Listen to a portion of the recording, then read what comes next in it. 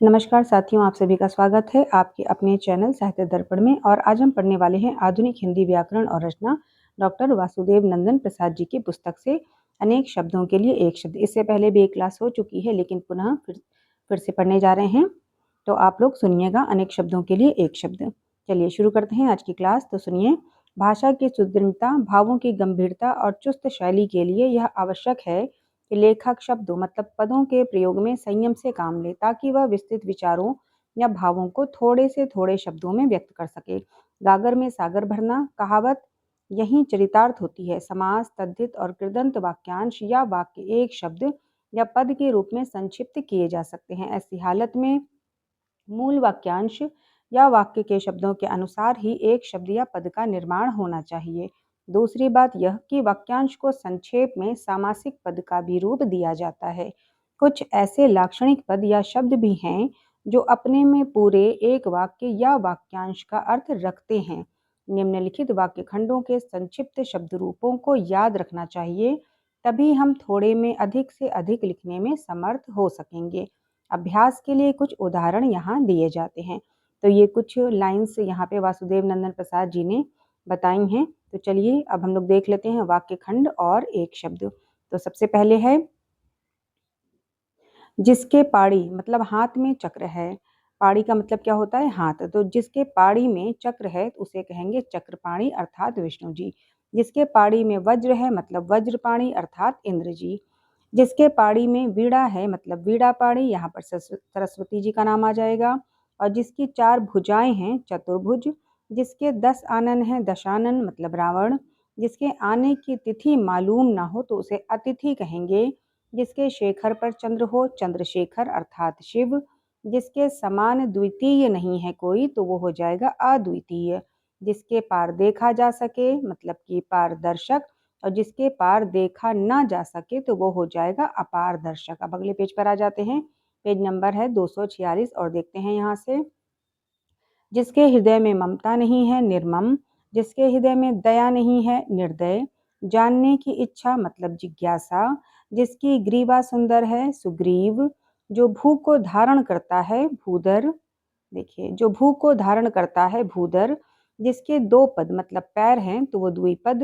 जो सर्वशक्ति संपन्न है सर्वशक्तिमान। जिसके 4 पद हैं चतुष्पद।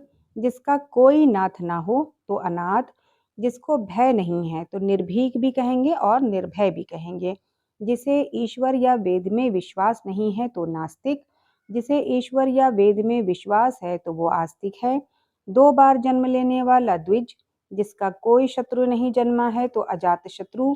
जिसका पति धव मर गया है विधवा।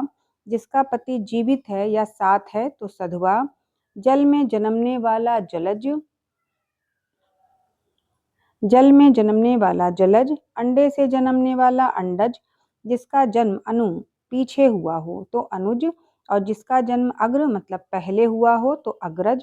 जिसका कारण पृथ्वी है या जो पृथ्वी से संबद्ध है तो पार्थिव हो जाएगा। जिसका निवारण नहीं किया जा सके अनिवार्य। साहित्य रचना या साहित्य सेवा से संबद्ध तो साहित्यिक है वो। जिसकी उपमा न हो तो अनुपम। अनुचित बात के लिए आग्रह तो उसे दुराग्रह कहेंगे। जो कहा न जा सके तो अकथनीय। जिसकी चिंता नहीं हो सकती तो उसे कहेंगे अचिंतनीय या फिर अचिंत्य। यश वाला तो यशस्वी कहलाएगा वो। जो सब कुछ जानता है तो उसको सर्वज्ञ कहेंगे। जो अल्प या कम जानता है तो उसे अल्पज्ञ कहेंगे। जो बहुत जानता है तो बहुज्ञ हो जाएगा। जो कुछ नहीं जानता है तो अज्ञ हो जाएगा। जो अग्र आगे की बात सोचता है अग्रशोची। जो नया आया हुआ हो तो नवागंतुक। जो भू के गर्भ मतलब भीतर का हाल जानता हो तो भूगर्भ वेत्ता। बीता हुआ मतलब अतीत। स्वेद से उत्पन्न होने वाला स्वेदज। जो किए गए उपकारों को मानता है तो उसे कृतज्ञ कहेंगे। जो किए गए उपकारों को नहीं मानता है तो उसे कृतघ्न कहेंगे। ध्यान रखेंगे कि जो किए गए उपकारों को मानता है वो कृतज्ञ है, लेकिन जो किए गए उपकारों को नहीं मानता है तो वो कृतघ्न है। अगला देख लेते हैं। नहीं मरने वाला अमर। विष्णु का उपासक या विष्णु से संबद्ध तो उसे वैष्णव कहेंगे। अगले पेज पे देख लेते हैं। शक्ति का उपासक या शक्ति से संबंध तो वो शाक्त हो जाएगा। शिव का उपासक या शिव से संबद्ध तो वो शैव हो जाएगा। जो अच्छे कुल में उत्पन्न होता है तो उसे कुलीन कहेंगे। जो सब में व्याप्त है, सर्वव्यापी। जो किसी की ओर मतलब प्रति से है, किसी की ओर से है तो वो प्रतिनिधि। गिरा हुआ मतलब पतित। जो बहुत बोलता है तो उसे वाचाल कहेंगे। इंद्रियों को जीतने वाला जीतेंद्रिय। अवश्य होने वाला अवश्यम भावी। जो स्त्री के वशीभूत या उसके स्वभाव का है तो स्त्रैण। आगे है जो युद्ध में स्थिर रहता है तो उसे युधिष्ठिर कहेंगे। जो कर्तव्य से च्युत हो गया है तो उसे कर्तव्यच्युत कहेंगे। जो क्षमा पाने लायक है तो वो क्षम्य है। जो बात मतलब वर्णन के अतीत या बाहर है तो वर्णनातीत कहेंगे। जो स्त्री सूर्य भी न देख सके तो वो असूर्यम पश्या हो जाएगी। अगला प्रश्न एक बार फिर से देखिएगा। जो स्त्री सूर्य से भी न देख सके उसे असूर्यम पश्या कहेंगे। जो अत्यंत कष्ट से निवारित किया जा सके तो वो दुर्निवार कहलाएगा। विदेश में मतलब प्रवास करने वाला प्रवासी हो जाएगा। यहाँ तक हम लोगों ने पहले की कक्षा में भी पढ़ा था, लेकिन हमने इसको दोबारा से पढ़ दिया है क्योंकि उसमें थोड़ी सी पेज थोड़ा सा उसका क्लियर नहीं था, इसलिए आप लोगों को प्रॉब्लम हो रही होगी, हो सकता है पढ़ने में सुनने में। तो इसलिए हमने दोबारा से ये क्लास ली है और स्टार्टिंग से वापस ली है। ठीक है, तो चलिए यहाँ तक हम लोग ने वैसे पढ़ा था प्रवासी तक, अब यहाँ से आगे हम लोग देखेंगे। तो जो देखा नहीं जा सकता अदृश्य अलक्ष्य। जो वचन से परे हो तो वचनातीत। जो कहा गया है कथित। भविष्य में होने वाला भावी। जो सरों में जन्मता है तो उसे सरसिज कहेंगे। आगे है अतिशय या अति मतलब बढ़ा चढ़ाकर, उचित मतलब कहना। अतिशय या अति उचित कहना अतिशयोक्ति या अत्युक्ति कहलाएगा। जो नहीं हो सकता मतलब असंभव।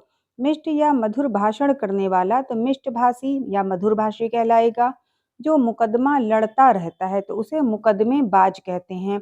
ध्यान रखेंगे कि जो मुकदमा लड़ता रहता है उसे मुकदमेबाज कहते हैं। अगला है जो आमिष। आमिष का अर्थ क्या है? मांस। तो जो आमिष नहीं खाता वो निरामिष है। जो देने योग्य है उसे देय कहेंगे। जो अक्षर मतलब पढ़ना लिखना जानता है, जो अक्षर जानता है मतलब पढ़ना लिखना जानता है तो उसे साक्षर कहेंगे। जो पहरा देता है वो प्रहरी है। बुरा मतलब दुराग्रह, बुरा आग्रह या फिर दुराग्रह तो उसे दुराग्रह कहेंगे। आगे है जो आग्रह सत्य हो तो वो सत्याग्रह हो जाएगा। जो पर अर्थी है मतलब जो पर मतलब दूसरों का भला चाहने वाला है, जो दूसरों का भला चाहने वाला है वो परार्थी है। और जो स्वयं का भला चाहता है वो स्वार्थी है। जो दूसरों का भला चाहता है वो परार्थी है और जो स्वयं का या खुद का भला चाहता है तो वो स्वार्थी है। अगला है जो अल्प मतलब कम बोलने वाला है तो अल्पभाषी। जो मुकदमा दायर करता है तो वो वादी या मुद्दई कहलाता है। ध्यान रखेंगे कि जो मुकदमा दायर करता है वो वादी या फिर मुद्दई कहलाता है। जो अश्व, अश्व का अर्थ क्या होता है? घोड़ा। तो जो अश्व का आरोही है मतलब जो घोड़े की सवारी करता है उसको अश्वारोही कहेंगे। पथ का प्रदर्शन करने वाला पथ प्रदर्शक है। आशा से अतीत मतलब आशा से अधिक चाहने वाले को क्या कहेंगे? आशातीत कहेंगे। जो संगीत जानता है वो संगीतज्ञ है। जो कला जानता है या फिर कला की रचना करता है तो उसे कलाविद या फिर कलाकार कहेंगे। अगले पेज पे देख लेते हैं, पेज नंबर है 248। देख लेते हैं अब यहाँ से। तो जो पर के अधीन है, पराधीन। जो देखने में प्रिय लगता है तो वो प्रियदर्शी है। आया हुआ मतलब आगत। लौट कर आया हुआ तो प्रत्यागत। ध्यान रखेंगे कि सिर्फ आया हुआ आएगा वाक्य खंड में तो आगत हो जाएगा एक शब्द में, और अगर कहा जाएगा लौट कर आया हुआ तो उसके लिए एक शब्द हो जाएगा प्रत्यागत। ठीक है, आया हुआ आगत और लौट कर आया हुआ प्रत्यागत। आगे देखते हैं जो जन्म से अंधा है उसको जन्मांध कहेंगे। जो पोत, पोत का अर्थ क्या है? जहाज। तो जो पोत युद्ध का है या फिर जो जहाज युद्ध का है उसे युद्ध पोत कहेंगे। आगे है जो चक्र धारण करता है तो वो चक्रधर है। जो नष्ट होने वाला है तो वो नश्वर है। जो बहुत कठिनाई से मिलता है तो उसको दुर्लभ या फिर दुष्प्राप्य कहेंगे। लोक का तो इसके लिए एक शब्द हो जाएगा लौकिक, और परलोक का तो उसके लिए एक शब्द हो जाएगा पारलौकिक। फिर से देखिए, लोक का तो लौकिक और परलोक का तो पारलौकिक। अगला है आंखों के सामने तो प्रत्यक्ष और आंखों से परे मतलब परोक्ष। आंखों के सामने प्रत्यक्ष, आंखों से परे परोक्ष। आगे है अपने परिवार के साथ मतलब सपरिवार। जो स्त्री कविता रचती है तो उसे कवयित्री कहेंगे। ध्यान रखेंगे कवयित्री किस प्रकार से लिखा गया है, क्योंकि पहले भी कई बार कवित्री से प्रश्न को पूछा गया है, तो ध्यान रखेंगे किस प्रकार से लिखा गया है और मात्रा किस प्रकार से लगाई गई है। आगे देख लेते हैं, जो पुरुष कविता रचता है तो उसको कवि कहेंगे, स्त्री कविता रचती है तो उसको कवित्री कहेंगे, और पुरुष कविता रचता है तो उसे कवि कहेंगे। जो स्त्री अभिनय करे तो उसे अभिनेत्री कहेंगे, और जो पुरुष अभिनय करे तो उसे अभिनेता कहेंगे। जो दूसरों से ईर्ष्या करता है तो वो ईर्ष्यालु है। जो शत्रु की हत्या करता है तो वो शत्रुघ्न है। ध्यान रखेंगे कि जो शत्रु की हत्या करता है उसे शत्रुघ्न कहेंगे। आगे है, जो मांस आहार करता है तो मांसाहारी, और जो शाक आहार करता है तो वो शाकाहारी। जो फल आहार करता है तो वो फलाहारी। अगला है, जो पिता की हत्या कर चुका तो उसे कहेंगे पितृहंता। जो पिता की हत्या कर चुका तो वो पितृहंता है, और जो माता की हत्या कर चुका तो वो मातृहंता है। ध्यान रखेंगे। अगला है, जो अपनी हत्या करता है तो वो आत्मघाती है। निशा में विचरण करने वाला निशाचर, और जो नभ या आकाश में चलता है तो उसे नभचर या फिर खेचर कहेंगे। आगे है, गृह बसाकर रहने वाला गृहस्थ, कार्य करने वाला कार्यकर्ता। जो विज्ञान जानता है तो वो है वैज्ञानिक, और हत्या करने वाला हत्यारा कहलाएगा। ध्यान रखेंगे, हत्या करने वाला हत्यारा कहलाता है। अगला, जो द्वार का पालन मतलब रक्षा करता है तो वो द्वारपाल है। जो शास्त्र जानता है शास्त्रज्ञ है। जो कोई वस्तु वहन करता है तो वो वाहक है। बिना वेतन का तो वो अवैतनिक है, और बिना अंकुश का तो वो निरंकुश है। जो व्याकरण जानता है तो उसको वैयाकरण कहेंगे। अब यहाँ पे वैयाकरण किस प्रकार से लिखा गया इसको ध्यान रखेंगे कि जो व्याकरण जानता है उसको वैयाकरण कहेंगे। बिक्री करने वाला विक्रेता है, और हृदय का विदारण करने वाला तो वो हृदय विदारक है। जो हृदय को व्यथित कर दे या हृदय का विदारण करने वाला जो दृश्य होता है वो हृदय विदारक कहलाता है। अगला है, झूठ बोलने वाला तो वो झूठा है। झूठ बोलने वाला तो वो झूठा है। अगले पेज पे देख लेते हैं, धन देने वाला व्यक्ति या देवता तो उसे कहेंगे धनद या कुबेर, और किसी विषय को विशेष रूप से जानने वाला तो वो विशेषज्ञ है। आकाश या गगन चूमने वाला तो वो आकाश चुंबी या फिर गगन चुंबी है। आलोचना करने वाला आलोचक कहलाता है। जानने की इच्छा रखने वाला जिज्ञासु है। जो विधि या कानून के विरुद्ध है तो वो अवैध या फिर गैर कानूनी कहलाता है। फिर आगे है, वह स्थान जहाँ मुर्दे जलाए जाते हैं तो वो शमशान है। अब शमशान यहाँ किस प्रकार से लिखा है इसको ध्यान रखेंगे कि शुरू में ही आधा श है, तो वह स्थान जहाँ मुर्दे जलाए जाते हैं तो वो शमशान कहलाता है। अगला है, वह पुरुष जिसकी पत्नी साथ है तो वो सपत्नीक है, और वह स्त्री जिसे पति छोड़ दे तो वो परित्यक्ता है। पहले भी एग्जाम में पूछा गया है परित्यक्ता को, तो ध्यान रखेंगे कि वह पुरुष जिसकी स्त्री साथ है तो वो सपत्नीक कहलाएगा एक शब्द में, और वह स्त्री जिसे पति छोड़ दे तो वो एक शब्द में परित्यक्ता कहलाएगा। आगे है, जो लोक में संभव ना हो तो वो अलौकिक है, और जो मन को हर ले वो मनोहर है। पाद मतलब पैर से मस्तक मतलब सिर तक तो वो आपाद मस्तक है। शक्ति के अनुसार यथाशक्ति, सबसे प्रिय प्रियतम। क्षण भर में भंग मतलब नष्ट होने वाला तो वो एक शब्द में क्षण भंगुर कहलाएगा। अगला है, जिस पर विश्वास किया गया है तो वो विश्वस्त है। ग्राम का तो उसको ग्रामीण कहेंगे एक शब्द में, और नगर का तो उसे नागरिक कहेंगे एक शब्द में। अगला है, याचना करने वाला तो वो याचक है। देखने योग को दर्शनीय भी कहेंगे और द्रष्टव्य भी कहेंगे। पूछने योग को प्रष्टव्य कहेंगे। अब यहाँ पे ध्यान रखना है कि प्रष्टव्य किस प्रकार से लिखा है इसको ध्यान रखेंगे। पूछने योग्य प्रष्टव्य और देखने योग द्रष्टव्य, ये इंपॉर्टेंट है, दोनों ध्यान रखेंगे। आगे है, करने योग्य तो करणीय या फिर कर्तव्य। पूजने योग तो पूजनीय और पूज्य कहलाएगा। अब यहाँ पे भी ध्यान रखेंगे कि पूजनीय किस प्रकार से लिखा गया है, तो पूजने योग को क्या कहेंगे, पूजनीय भी कहेंगे एक शब्द में और पूज्य भी कहेंगे एक शब्द में। आगे है, सुनने योग्य तो श्रवणीय है और श्रव्य है। विधि मतलब कानून द्वारा प्रदत्त या फिर प्राप्त तो उसे कहेंगे विधि प्रदत्त। अगला है, तर्क के द्वारा जो सम्मत मतलब माना जा चुका है तो उसे तर्क सम्मत कहेंगे। तर्क के द्वारा जो सम्मत है मतलब माना जा चुका है तो वो तर्क सम्मत है एक शब्द में। आगे है, पढ़ने योग्य को पठनीय कहेंगे और पाठ्य भी कहेंगे। यहाँ ध्यान रखेंगे कि पढ़ने योग्य को पठनीय कहते हैं, ये तो सभी को पता है, लेकिन पाठ्य भी कहेंगे सिर्फ उसे, इसे ध्यान रखना है। अगला है, आलोचना के योग्य तो आलोच्य कहलाएगा एक शब्द में, और जिसे नहीं जीता जा सके वो अजेय है। खाने योग्य को खाद्य कहेंगे और नहीं खाने योग्य को अखाद्य कहेंगे। विश्वास के योग्य तो विश्वसनीय है, और जो अनुकरण करने योग्य हो तो वो अनुकरणीय है। अगला है, आदि से अंत तक तो आद्योपांत कहलाएगा एक शब्द में। दाव मतलब जंगल का अनल, अनल माने आग, दाव मतलब क्या होगा जंगल, और अनल का क्या अर्थ होगा तो आग, तो दाव का अनल मतलब दावानल। अगला है जो राजगद्दी का अधिकारी हो तो उसको युवराज कहेंगे, ध्यान रखेंगे, जो राजगद्दी का अधिकारी हो तो उसको युवराज कहेंगे। अब पर्ण माने क्या होता है पत्ता, तो पर्ण की बनी हुई जो कुटी होती है उसको पर्ण कुटी कहते हैं। अगला है बिना आयास के, बिना आयास के मतलब बिना परिश्रम के, तो उसको कहेंगे अनायास।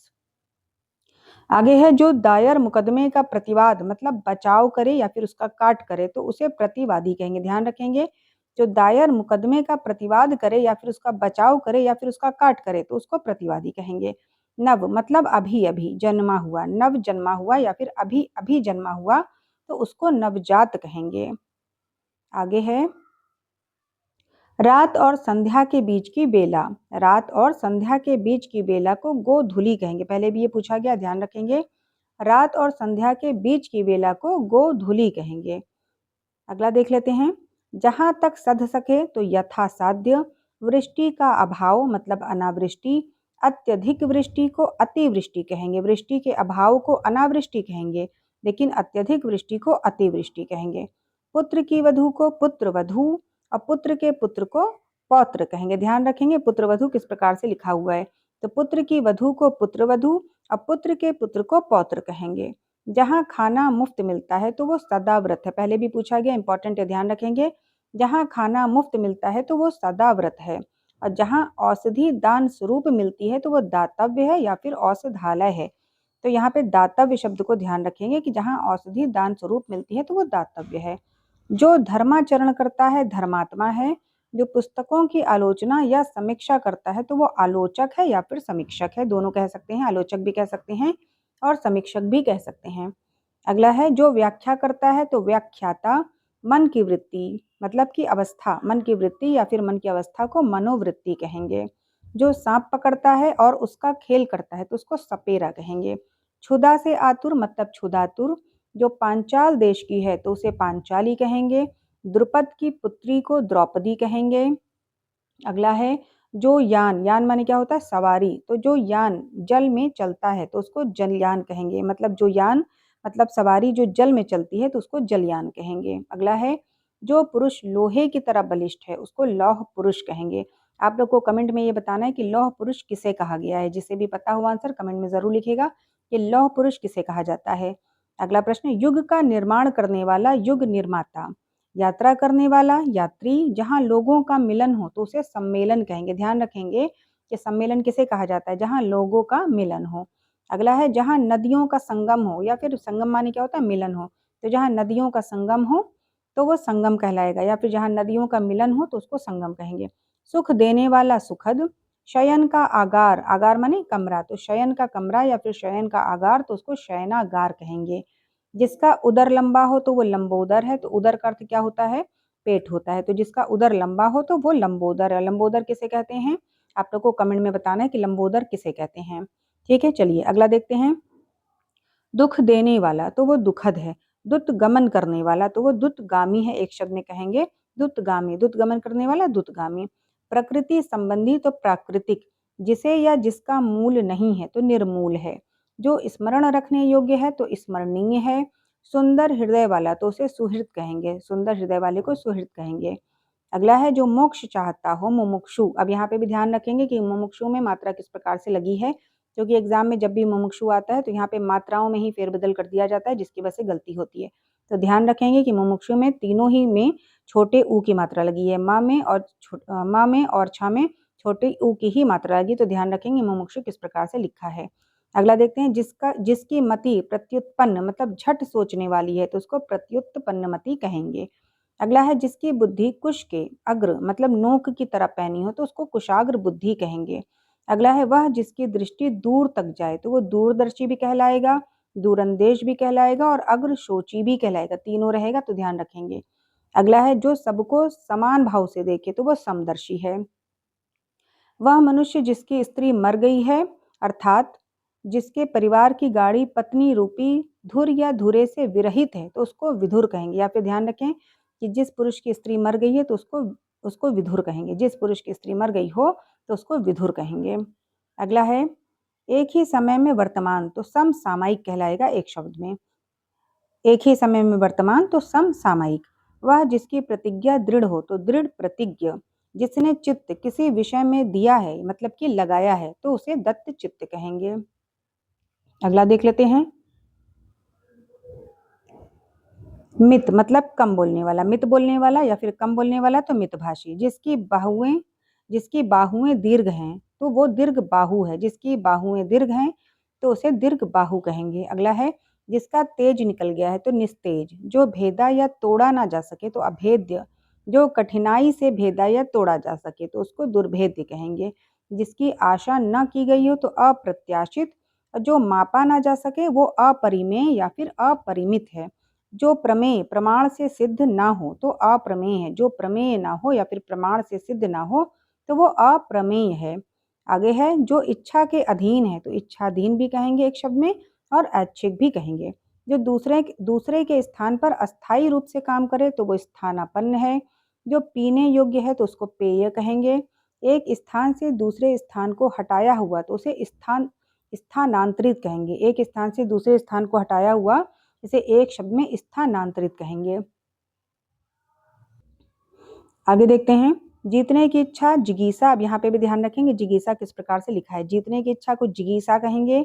लाभ की इच्छा को लिप्सा कहेंगे एक शब्द में। खाने की इच्छा को बुभुक्षा कहेंगे। यहाँ पे भी ध्यान रखेंगे बुभुक्षा किस प्रकार से लिखा है। तो खाने की इच्छा बुभुक्षा। मरण तक तो आमरण, और जीवन भर एक शब्द में कहलाएगा आजीवन। बिना पलक या निमेष गिराए हुए तो उसको देखिए 3 प्रकार से उसको कहा जाएगा। बिना पलक या निमेष गिराए हुए तो निर्निमेष भी कहेंगे एक शब्द में, अपलक भी कहेंगे एक शब्द में, और एकटक भी कहेंगे। तो बिना पलक या निमेष गिराए हुए तो निर्निमेष, अपलक और एकटक। आगे देखते हैं। किसी काम में दूसरे से बढ़ने की इच्छा या उद्योग तो उसको स्पर्धा कहेंगे। क्रम के अनुसार यथाक्रम। जो सव्य मतलब बाएं हाथ से सधा हुआ है तो उसको सव्यसाची कहेंगे। मेघ की तरह नाद करने वाले को मेघनाद कहेंगे। और जो स्त्री को कोई संतान ना हो तो उसको वंध्या और बांझ भी कहेंगे। तो बांझ सभी लोग जानते हैं, लेकिन वंध्या ध्यान रखेंगे कि जिस स्त्री को कोई संतान ना हो तो उसको वंध्या कहेंगे। समान मतलब एक ही उदर से जन्म लेने वाला तो उसको सहोदर कहेंगे। तो साथियों आज की क्लास में हम लोगों ने, 1 मिनट रुक जाइएगा।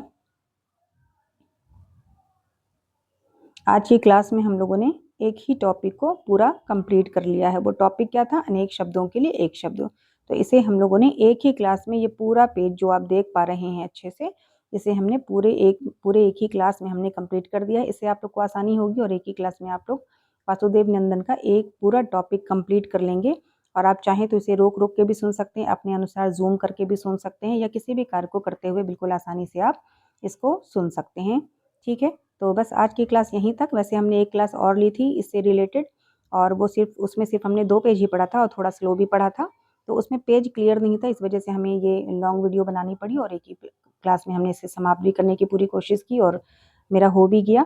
तो चलिए बस आज की क्लास यहीं तक। अगली क्लास में फिर से हम लोग मिलेंगे और वासुदेव नंदन का कोई अगला टॉपिक फिर से पढ़ेंगे। और ये किताब जो है आपकी, ये बहुत ही मतलब प्रसिद्ध भी है और बहुत ही उपयोगी भी है सभी हिंदी से रिलेटेड एग्ज़ाम्स के लिए। तो आप लोग जुड़े रहिएगा चैनल से, और अगर आप लोगों को क्लास अच्छी लगती है तो आप लाइक ज़रूर कीजिएगा, और अगर चैनल पर नए हैं तो सब्सक्राइब ज़रूर कीजिएगा। आप सभी का बहुत बहुत धन्यवाद।